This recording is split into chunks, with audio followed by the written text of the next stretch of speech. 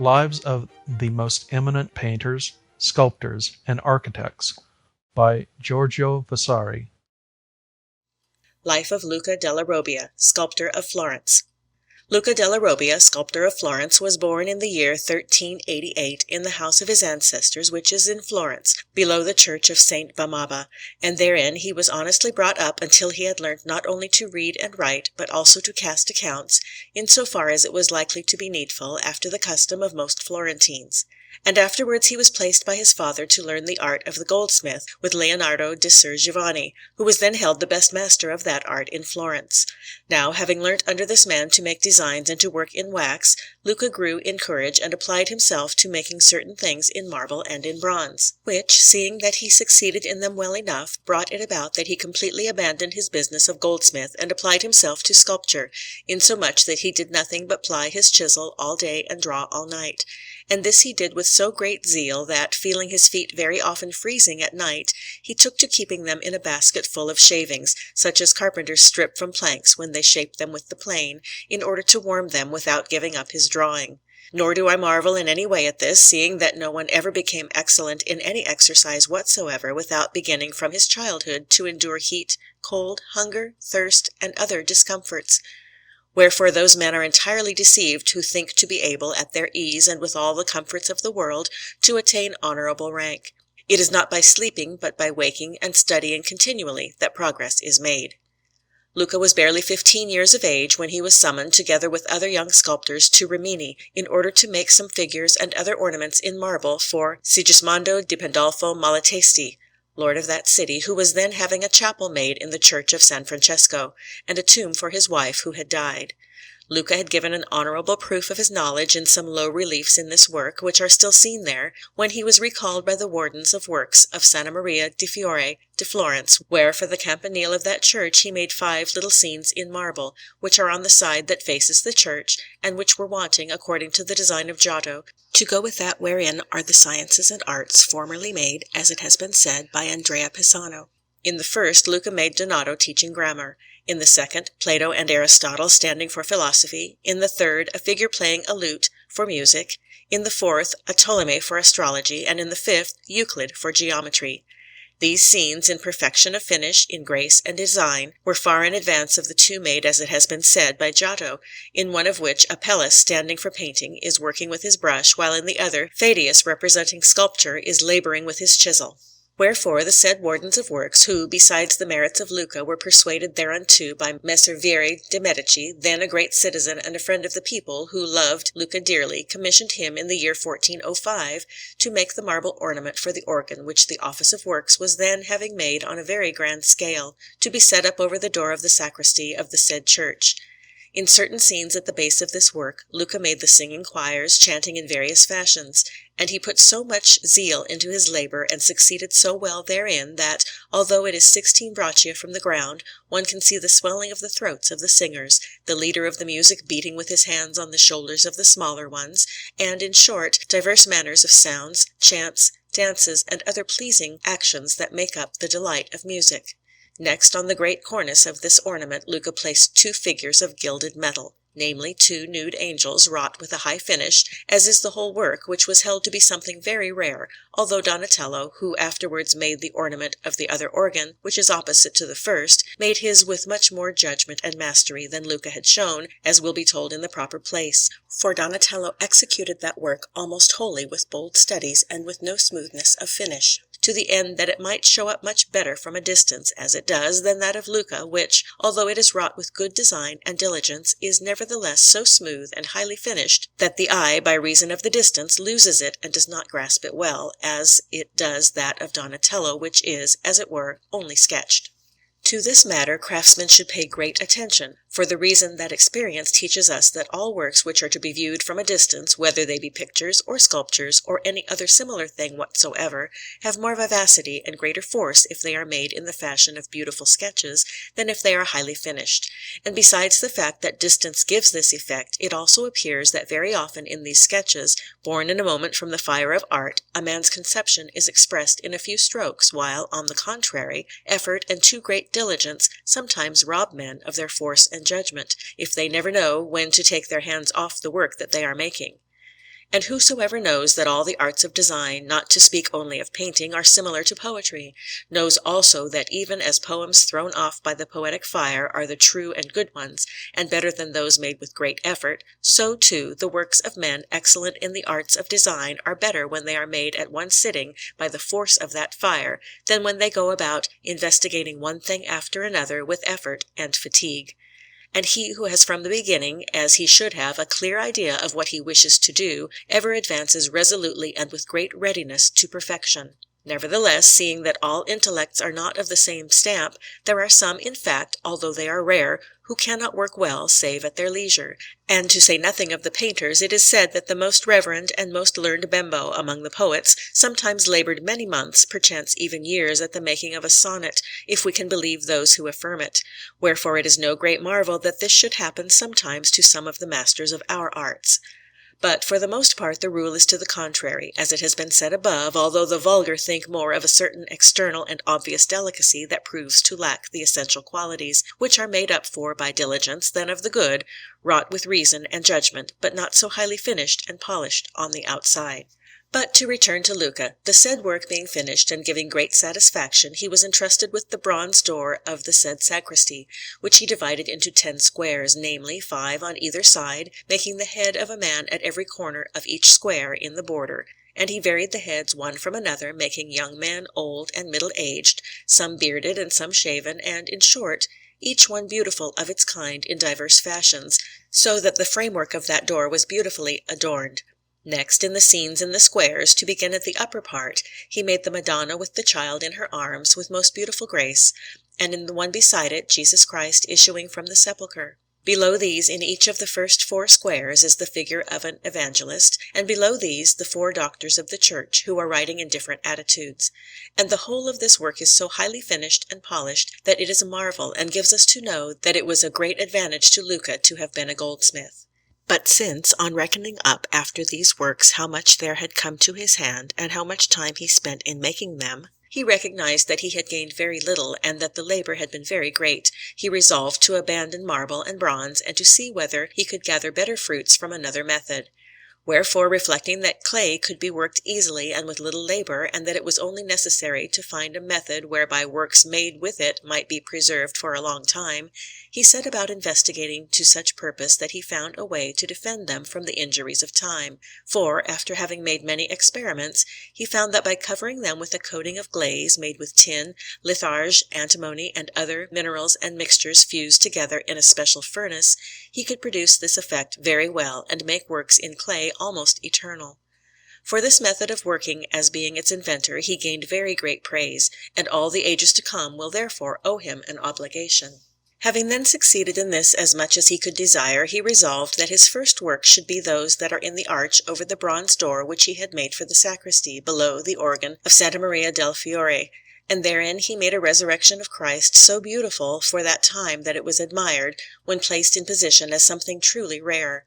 Moved by this, the said wardens of works desired that the arch over the door of the other sacristy, where Donatello had made the ornament of the other organ, should be filled by Luca in the same manner, with similar figures and works in terracotta. Wherefore Luca made therein a very beautiful Jesus Christ ascending unto heaven. Now, not being yet satisfied with this beautiful invention, so lovely and so useful, above all for places where there is water, and where, because of damp or other reasons, there is no scope for paintings, Luca went on seeking further progress, and, instead of making the said works in clay simply white, he added the method of giving them colour, with incredible marvel and pleasure to all. Wherefore the magnificent Piero di Cosimo de' Medici, one of the first to commission Luca to fashion coloured works in clay, caused him to execute the whole of the round vaulting of a study in the palace, built, as it will be told, by his father Cosimo, with various things of fancy, and likewise the pavement, which was something singular and very useful for the summer. And seeing that this method was then very difficult, and that many precautions were necessary in the firing of the clay, it is certainly a marvel that Luca could execute these works with so great perfection, that both the vaulting and the pavement appear to be made, not of many pieces, but of only one. The fame of these works spreading not only throughout Italy, but throughout all Europe, there were so many who desired them, that the merchants of Florence, keeping Luca to his great profit continually at his labour, sent them throughout the whole world. And because he could not supply the whole, he took his brothers, Ottaviano and Agostino away from the chisel, and set them to work on these labours, wherein the three of them together gained much more than they had done up to then with the chisel, for the reason that, besides those of their works that were sent to France and Spain, they also wrought many things in Tuscany, and in particular for the said Piero de' Medici in the church of San Miniato al Monte. The vaulting of the marble chapel, which rests on 4 columns in the middle of the church, and which they divided most beautifully into octagons. But the most notable work of this kind that ever issued from their hands was the vaulting of the chapel of San Jacopo, where the Cardinal of Portugal is buried, in the same church. In this, although it has no salient angles, they made the 4 evangelists in 4 medallions at the corners, and the Holy Spirit in a medallion in the middle of the vaulting, filling the other spaces with scales which follow the curve of the vaulting and diminish little by little till they reach the centre, insomuch that there is nothing better of that kind to be seen, nor anything built and put together with more diligence. Next, in a little arch over the door of the church of San Piero Buon Consiglio, below the Mercato Vecchio, he made the Madonna with some angels round her, all very vivacious, and over a door of a little church near San Piero Maggiore, in a lunette, he made another Madonna with some angels, which are held very beautiful. And in the chapter house of San Croce, likewise built by the family of the Pazzi, under the direction of Pippo di Ser Brunellesco, he made all the glazed figures that are seen therein, both within and without. And Luca is said to have sent some very beautiful figures in full relief to the King of Spain, together with some works in marble. For Naples also he made in Florence the marble tomb for the infant brother of the Duke of Calabria, with many glazed ornaments, being assisted by his brother Agostino. After these works, Luca sought to find a way of painting figures and scenes on a level surface of terracotta, in order to give long life to pictures, and made an experiment in a medallion which is above the shrine of the 4 saints without Ora San Michele, on the level surface of which, in 5 parts, he made the instrument and insignia of the guilds of the masters in wood and stone, with very beautiful ornaments.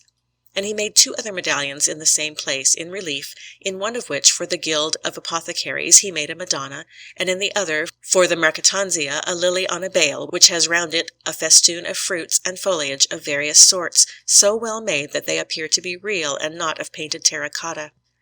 In the church of San Brancasio he also made a tomb of marble for Messer Benozzo Federici, Bishop of Fiesole, and Federici himself lying on it, portrayed from nature, with 3 other half-length figures. And in the ornament of the pilasters of this work, on the level surface he painted certain festoons with clusters of fruit and foliage, so lifelike and natural that nothing better could be done in oil and on panel with the brush.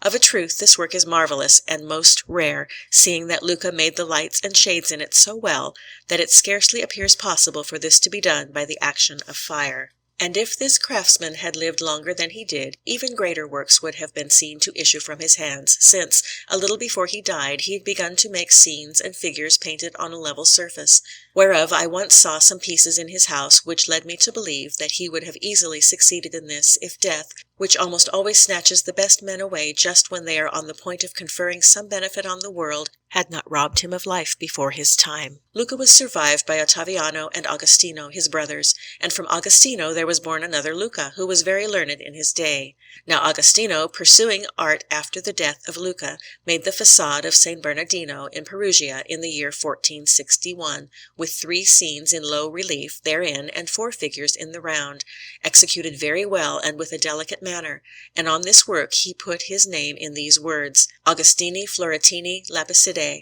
Of the same family was the nephew of Luca, Andrea, who worked very well in marble, as it is seen in the chapel of Santa Maria delle Grazie, without Arezzo, where he made for the commune in a great ornament of marble many little figures both in the round and in half relief, which ornament was made for a Virgin by the hand of Pari di Spinello of Arezzo. The same man made the panel in terracotta for the chapel of Puccio di Maggio, in the church of San Francesco in the same city, and that representing circumcision for the family of the Bacci. In Santa Maria in Grado, likewise, there is a very beautiful panel by his hand with many figures, and on the high altar of the Company of the Trinità there is a panel by his hand containing a God the Father, who is supporting Christ crucified in his arms, surrounded by a multitude of angels, while San Donatus and San Bernard are kneeling below. In the church and in other parts of the Sasso della Vernia, likewise, he made many panels which have been well preserved in that desert place, where no painting could have remained fresh for even a few years. The same Andrea wrought all the figures in glazed terracotta which are in the loggia of the Hospital of San Paolo in Florence, and which are passing good, and likewise the boys, both swathed and nude, are in the medallions, between one arch and another in the loggia of the Hospital of the Innocenti, where all are truly admirable, and prove the great talent and art of Andrea, not to mention many, nay innumerable other works that he made in the course of his life, which lasted 84 years. Andrea died in the year 1528, and I, while still a boy, talked with him and heard him say, nay boast, that he had taken part in bearing Donato to the tomb, and I remember that the good old man showed no little pride as he spoke of this. But to return to Luca. He was buried with the rest of his family in their ancestral tomb in San Piero Maggiore.